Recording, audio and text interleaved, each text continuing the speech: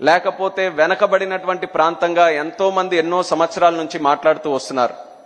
కానీ ఈ 18 నెలలు మన రాష్ట్ర ముఖ్యమంత్రి వర్యులు చంద్రబాబు నాయుడు గారు, అలాగే మన ఐటీ శాఖ మంత్రివర్యులు లోకేష్ అన్న గారు, వీళ్ళిద్దరూ కూడా ఈ ఉత్తరాంధ్ర మీద, ముఖ్యంగా విశాఖపట్నం మీద పెట్టినటువంటి దృష్టితో ఇప్పటి వరకు ఉన్నటువంటి ఉత్తరాంధ్ర వేరు, రేపు రాబోతున్నటువంటి ఉత్తరాంధ్ర వేరు అని ఒక జనరేషనల్ షిఫ్ట్ తీసుకొని వచ్చినటువంటి ఘనత ఈరోజు వాళ్ళిద్దరిది అన్నది ప్రత్యేకంగా తెలియజేసుకుంటున్నాను.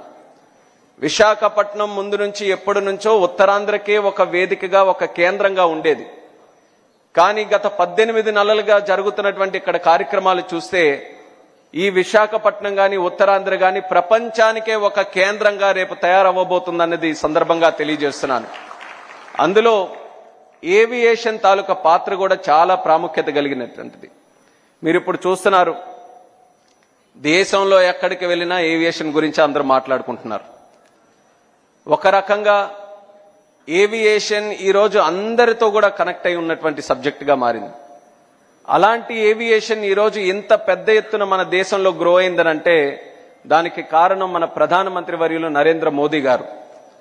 ఆయన 2014లో ప్రధానమంత్రి అయినప్పుడు ఈరోజు మనకి గోవా గవర్నర్గా ఉన్నటువంటి అశోక్ గజపతిరాజు గారు ఆ రోజు కేంద్ర మంత్రిగా ఉన్నారు.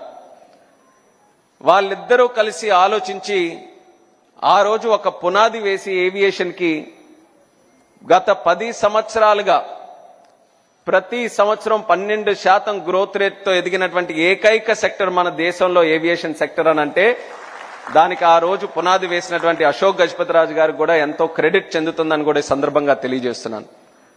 ఇప్పటికీ కూడా మా ఏవియేషన్ శాఖలో ఏదైనా ఒక మంచి కార్యక్రమం గురించి ఈరోజు కూడా చెప్పాలనంటే దాని పేజీలు చరిత్ర తిరగరాసి చూస్తే అందులో అశోక్ గజపతిరాజు గారి తాలూకా పాత్ర స్పష్టంగా ఈ రోజు వరకు కూడా కనిపిస్తుంది.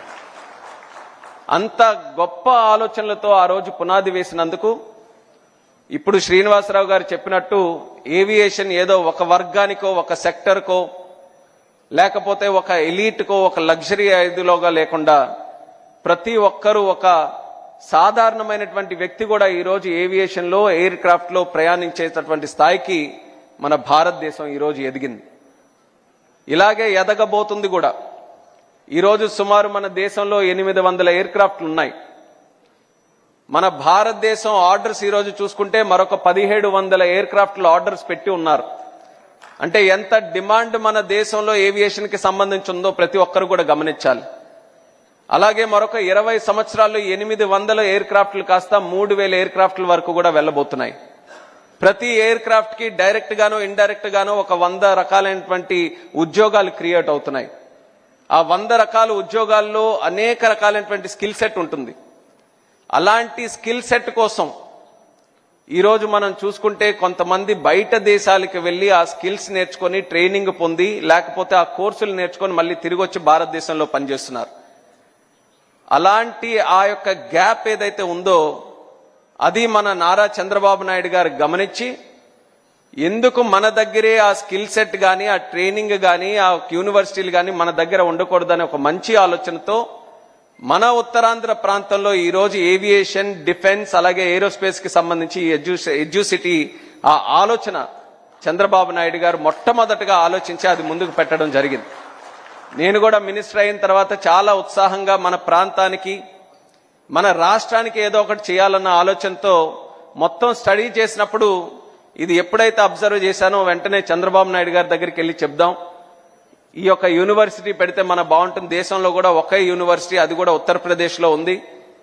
మన దక్షిణ భారతదేశంలో ఎక్కడా కూడా లేదు. ఇది కానీ మనం ఈరోజు పొటెన్షియల్ ట్యాప్ చేసుకుంటే భవిష్యత్తులో ఇంకా ఎన్నో కార్యక్రమాలు చేయొచ్చని చాలా ఆసక్తితో ఆయన దగ్గరికి వెళ్ళి రివ్యూ మీటింగ్లో కూర్చున్న తర్వాత, ఇంకా రివ్యూ మీటింగ్ మొదలే కాలేదు, నేను ఏ మాట మాట్లాడలేదు, ఆయనే ముందుగా మొత్తం అంతా సినాప్సిస్ ఇచ్చి మన ఆంధ్రప్రదేశ్ రాష్ట్రంలో ఏవియేషన్ సెక్టర్ మరింత అభివృద్ధి చెందాలి, దానికి సంబంధించి విశాఖపట్నంలో ఎట్టి పరిస్థితుల్లో మన ఏవియేషన్ యూనివర్సిటీ మొదలు పెట్టాలని నేను చెప్పే లోపలే ఆయన నాకు చెప్పడం జరిగింది.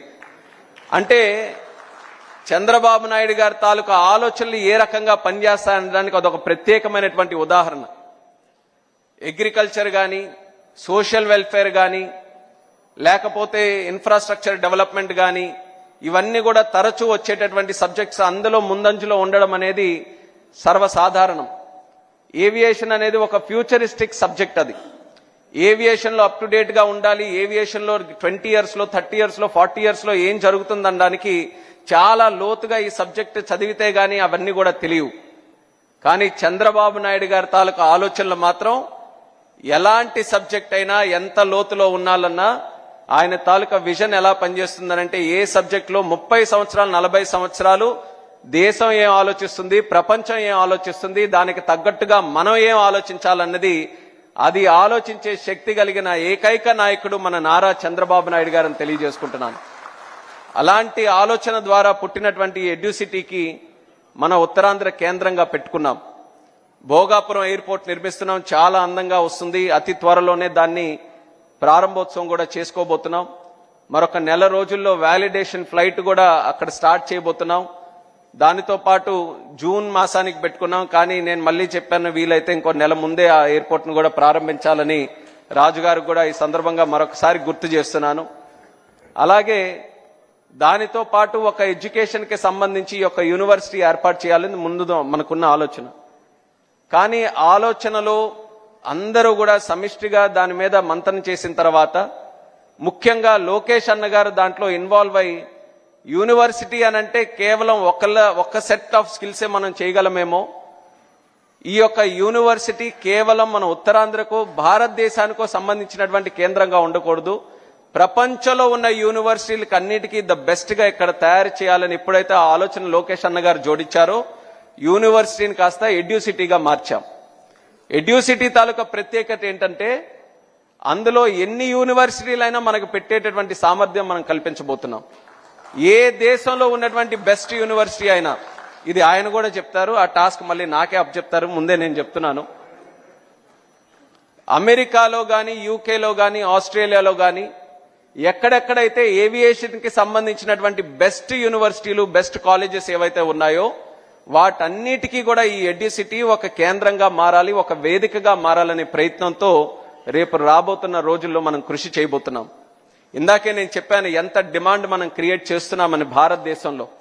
అయితే ఈ యొక్క యూనివర్సిటీ ఎడ్యుసిటీలో చదివేటటువంటి వ్యక్తులు కేవలం మన డొమెస్టిక్ డిమాండ్కి సంబంధించిన వాళ్ళే కాదు, ప్రపంచంలో కూడా ఎక్కడైనా పనిచేసేటటువంటి సామర్థ్యం వాళ్ళకి కల్పించాలనేది మన ఆలోచన.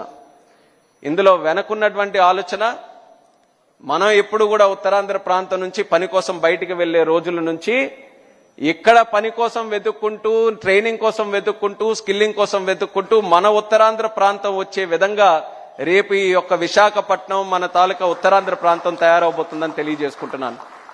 అలాగే ఈ స్థాయి వరకు ఇది వచ్చిందనంటే దానికి ప్రత్యేక ధన్యవాదాలు అశోక్ గజపతి రాజు గారికి, మాన్సాస్ ట్రస్ట్కి, అదితి అక్క గారికి, వాళ్ళందరికీ కూడా తెలియజేయాలి.